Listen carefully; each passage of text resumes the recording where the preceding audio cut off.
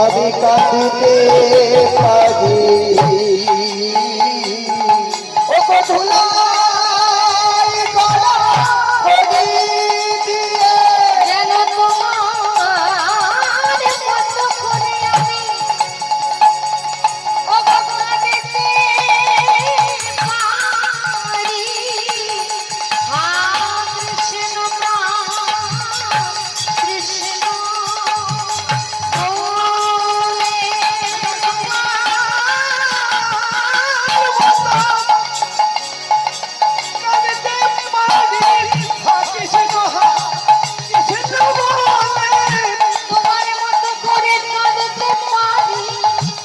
কৃষ্ণ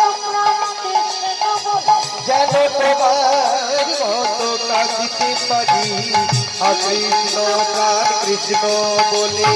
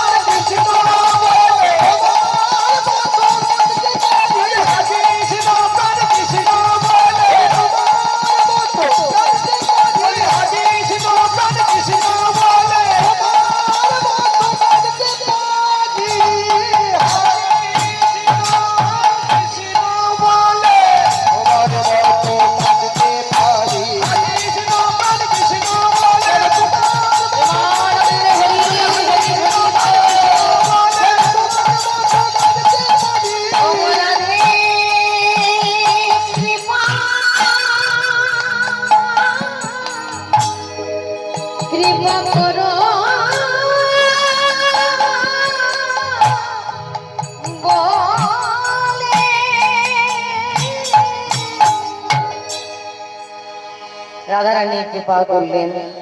কৃষ্ণকে যখন আলিঙ্গন করলেন, রাধা কৃষ্ণ দুটি দেহ একটি দেহে মিলিত হলেন। নাম হলো তার সচির নন্দন গৌরহরি।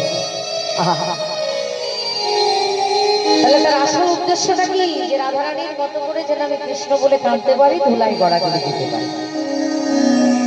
সেই ভগবান নবদ্বীপে যতদিন রইলেন ততদিন তো অনেক রকমের লীলা করলেন। শুধু তো ধুলাই গড়াগড়ি দিয়ে কাঁদার সুযোগ পাননি, তার অনেক কর্তব্য ছিল, অনেক কাজ ছিল। তিনি যখন বাংলা ছেড়ে নীলাচলে গেলেন, নীলাচলে মহাপ্রভু নাম হলো, পুরীর জগন্নাথের মন্দিরে যখন আচার খেলেন, সেই জায়গায় তার ভাব ঠিক ঠিক ভাবে জেগে উঠল। শ্রী ভক্তমন্ডলী, আমার ভক্তিমতী মায়েরা, এই যে জগন্নাথের মন্দিরে আমরা যাই, জগন্নাথকে দর্শন করি। আচ্ছা, জগন্নাথকে দেখতে খুব সুন্দর, সত্যি কথা বলতে। কারা কারা পুরী গেছে তো হাত তোলো তো দেখি।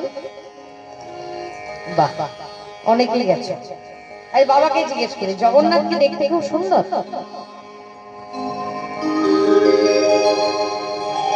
সত্যি কথা বলবো, চোখ দিয়ে দেখে মনে হয় সুন্দর নয়।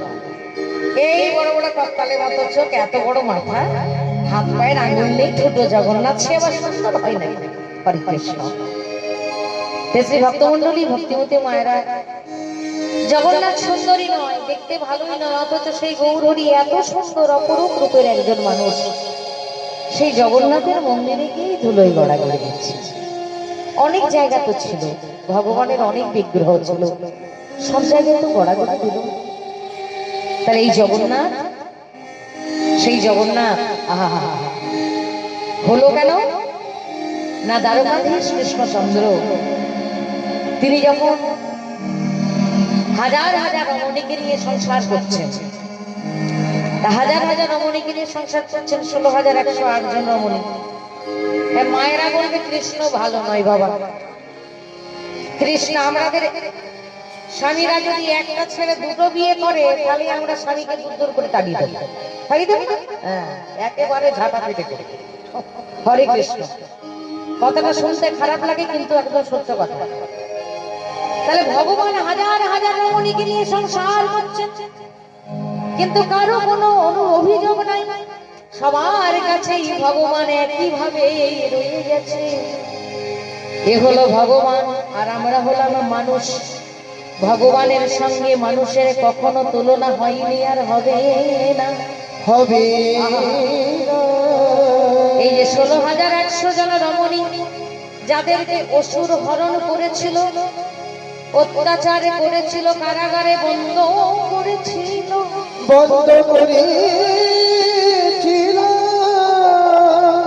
সেই রমণীদের কেউ আর গ্রহণ করবে না,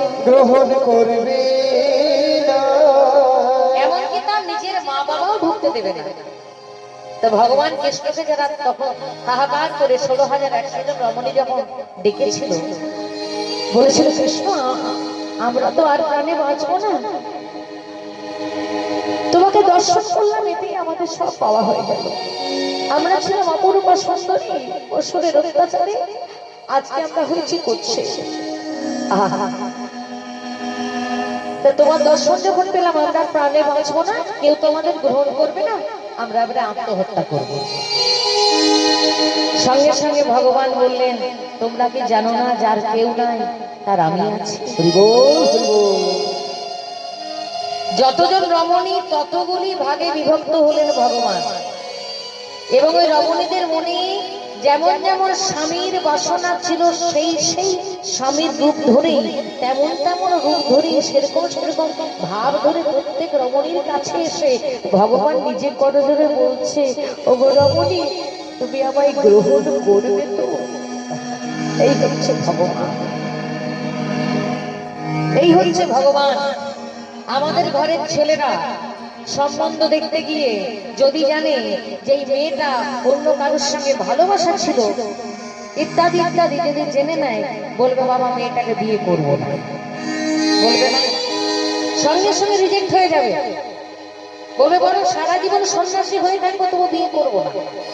যে মেয়ের নিজের ঠিক ঠিকানা নাই সেই মেয়েকে আমার বিয়ে করে নাকি, কিন্তু সেখানে ভগবান দেখুন হাজার হাজার রমণীর কাছে নিজেকে হাজার হাজার ভাগে বিভক্ত করে করজোরে দাঁড়িয়ে বলছে তোমরা কি আমায় গ্রহণ করবে? যার কেউ নাই তার আমি আছি, আমাকে বর রূপে বরণ করবে। সেই রমণীগণ অবাক হয়ে গেল, সত্যি কৃষ্ণ তোমার সমান আজ পর্যন্ত কেউ হয় নাই, হবে না। হরিবল হরিবল। সবাইকে নিয়ে ভগবান কৃষ্ণ সংসার করে। যতগুলো রমণী ততগুলো বড় বড় রাজবাড়ি তৈরি হয়েছিল, জানে তো মেয়েরা, হাজার হাজার রমণীর জন্য সবার থাকার জন্য ততগুলো রাজবাড়ি, সবার জন্য আলাদা আলাদা ঘর, সবাই যেমন যেমন ভাবে পছন্দ করে তার স্বামী সেই সেই ভাবেই ভগবান তাদের সেবা দেয়। কিন্তু ওই রাত্রিবেলা সবাই যখন ঘুমায় প্রত্যেকের ঘরেই ভগবান কৃষ্ণ তো রয়েছে বিভিন্ন রূপে। এই ঘুমোতে যখন যায় সবাই যখন ঘুমিয়ে পড়ে ভগবান মুখে বালিশ চাপা দিয়ে হাওয়া হাওয়া করে কাঁদে। বালিশটা প্রত্যেক দিন ভিজে যায়। একদিন সকল রমণী মিলে মা রোহিণীকে এই কথা জিজ্ঞেস করাতে মা রোহিণী বলল, ওরে তোরা এই জন্য এসেছিস যে তোদের স্বামী কেন কাঁদে, এর জন্য তোদের পাহারা দিতে হবে। মা পাহারা যদি দেব তাহলে শুনবো কি করে?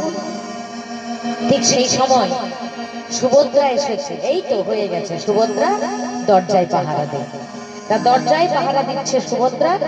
মা বলে দিল, মা রোহিণী ওরে দেখবি তোর দাদা বলাই আর কৃষ্ণ যদি আসে আমায় কিন্তু চিৎকার করে বলে দিবি, আমি কথা বন্ধ করে দেব, কারণ এই কথা শুনলে তারা নিজেকে আর ধরে রাখতে পারবে না, শেষ হয়ে যাবে।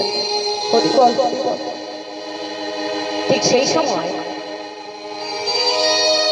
সুভদ্রা মনে মনে ভাবছে কি এমন কথা যেটা আমার দাদারা শুনতে পাবে না। পাহারা দিচ্ছে ঠিকই দরজায়, কিন্তু মনটা পড়ে আছে মায়ের কাছে। হরে কৃষ্ণ। এবার মা যখন একে একে বৃন্দাবনের ভক্তের কথা বলতে শুরু করল, ও রমণীগণ কাদের জন্য তোমাদের কৃষ্ণ কাঁদে জানো? ওই বৃন্দাবনের ভক্ত যারা কৃষ্ণ বিরহে নিজের জন্য আর কিছু ভাবে না, নিজের জন্য রান্না পর্যন্ত করে না। যবে থেকে কৃষ্ণ চলে এসেছে তবে থেকে তার উপবাসে আছে। হরি হরি বল, হরি বল, হরি বল। এমন করে কি আমরা ভগবানকে কখনো ভালোবেসেছি? এমন করে কি ভগবানকে কখনো ডেকেছি? তাকে না। তা বৃন্দাবনের সেই ভক্তের কথা যত মা রোহিণী বলে সবাই গড়াগড়ি দেয়। একই মা, বৃন্দাবনের ভক্তরা আমাদের কৃষ্ণকে এত ভালোবাসে, ওই আমরা তো অমন করে কৃষ্ণকে ভালোবাসতে পারলাম না। এমন সময় সত্য সত্য কৃষ্ণ আর বলরাম যেই না দরজায় উপস্থিত হয়েছে, ওই বৃন্দাবনের ভক্তের কথা, দুঃখের কথা, ব্যথার কথা সহ্য করতে না পেরে তাদের সারা শরীরটা গলতে শুরু করেছে। মাথাটা বড় হয়ে গেছে, চোখগুলো বেরিয়ে গেছে, হাত পায়ের আঙুলগুলো খসে গেছে।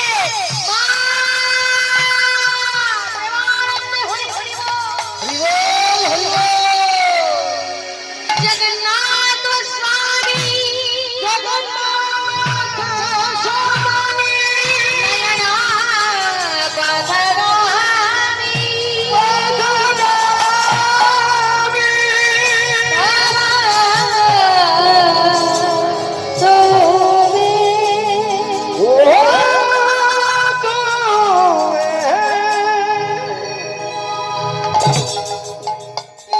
সেই যে ভগবানের গলিত স্বরূপ দর্শন করলেন কে? নারদ মুনি। প্রভু, আমি জানতাম ভালোবাসায় মানুষ গলে যায়, ভুল। ভালোবাসায় ভগবান গলে যায়। তোমার এই গলিত স্বরূপ জগন্নাথ স্বরূপ, তুমি কথা দাও আগত কলিযুগের মানুষকে তুমি কৃপা করবে রূপে। ভগবান তখন নিজের স্বরূপে এসে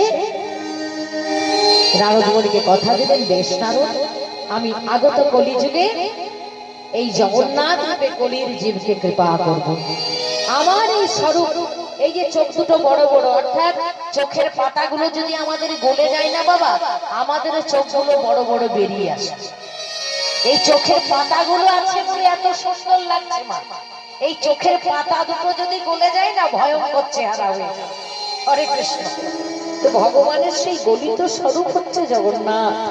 যদি খুব মন প্রাণ ভরে দেখা যায়, ওই জগন্নাথের রূপে যে প্রেম আছে জগতে কোথাও আর সেই প্রেম নাই। তাই তো গৌর হরি আজকে সর্বস্ব ত্যাগ করে সেই জগন্নাথের মন্দিরে আছাড় খেয়েছে। প্রেমানন্দে হরি হরি বল, হরি বল, হরি বল। আর সেই জগন্নাথের মন্দিরে সার্বভৌম পণ্ডিত এসেছিলেন, তাকে কৃপা করলেন, উদ্ধার করলেন, সর্বভূত রূপে তাকে দর্শন দিলেন, পাণ্ডিত্যের অহংকারকে চূর্ণ বিচূর্ণ করলেন। এমনকি কাশী মিশ্র, যার অনেক ধন সম্পদ ছিল, চোরা কুঠুরি ছিল, গম্ভীরা ছিল, আমরা যেটাকে চোরা কুঠুরি বলি, সোনা দানা মণিমুক্ত লুকিয়ে রাখার জায়গা, সেটাকে উড়িয়া ভাষায় বলা হয় গম্ভীরা। সেই গম্ভীরার মধ্যে কাশী মিশ্র সব কিছু সোনা দানা ফেলে দিয়ে গৌর হরিকে রাখেন। আর সেই গৌর হরি রাধার সেই কথা ভেবে আজকে আরে মোরো গোরা দিজমণি হানাত হানাত বলে গৌর আমার লোকাল ধরণী গম্ভীরার মধ্যে দুলাই গড়াগড়ি দিচ্ছেন। যারে দেখি তারে আসে, গোরাই আমার ঘরে দুটি পা,